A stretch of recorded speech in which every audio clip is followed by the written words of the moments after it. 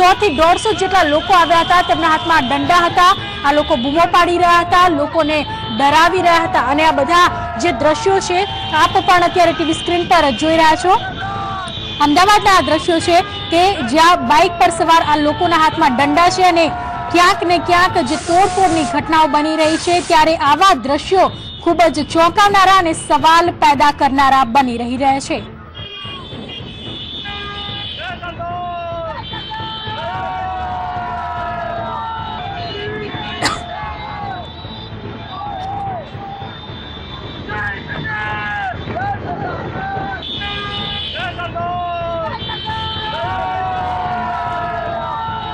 અત્યારે આપ જે દ્રશ્ય જોઈ રહ્યા છો, બાઇક પર સવાર આ યુવાનો છે કે જેમના હાથમાં દંડા જેવા હથિયારો છે।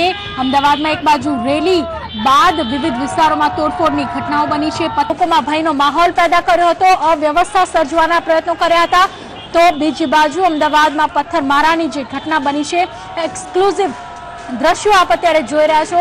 જૂના વાડજ વિસ્તારના દ્રશ્યો છે, પથ્થરમારો થઈ રહ્યો છે ખુલ્લેઆમ, કોઈ પણ જાતના કાયદાનો ડર નથી જોવા મળી રહ્યો આ લોકોના ચહેરા પર, અને કોઈ પણ જાતની તેમને શરમ નથી કે તેમને કોઈ પણ આ પ્રકારનો કાયદો તોડતા પણ ડર નથી લાગી રહ્યો। પથ્થરમારાના દ્રશ્યો આપ અત્યારે જે જોઈ રહ્યા છો। બીજી બાજુ એક્સક્લુઝિવ જે ઘટનાઓ આ બની રહી છે તેના એક્સક્લુઝિવ દ્રશ્યો આપ જોઈ રહ્યા છો। તોડફોડની ઘટના માત્ર જૂના વાડજમાં જ નથી બની, એલિસ બ્રિજ વિસ્તાર હોય, વસ્ત્રાપુરનો માનસી સર્કલ, માનસી 4 રસ્તા પાસેનો વિસ્તાર હોય, આ તમામ જગ્યાએ નિકોલ જેવા વિસ્તારમાં પણ આવી જે ઘટનાઓ બની છે। પથ્થરમારો થઈ રહ્યો છે, લોકો આમને સામને આવી રહ્યા છે, લોકો ઘાયલ થઈ રહ્યા છે, દુકાનો બંધ કરાવવાની ફરજ પડી રહી છે, કાયદો અત્યારે લોકો હાથમાં લઈ રહ્યા છે અને અનેક સવાલ અહીં પેદા થાય છે।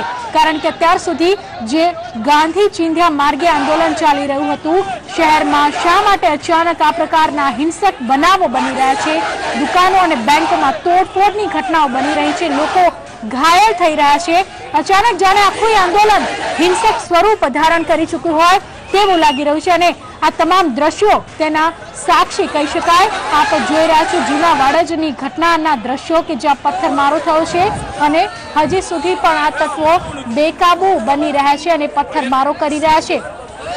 દુકાનોને શટર પાડી દેવામાં આવી રહ્યા છે અને પથ્થરમારો થઈ રહ્યો છે। લોકોમાં અત્યારે ભયનો માહોલ જોવા મળી રહ્યો છે।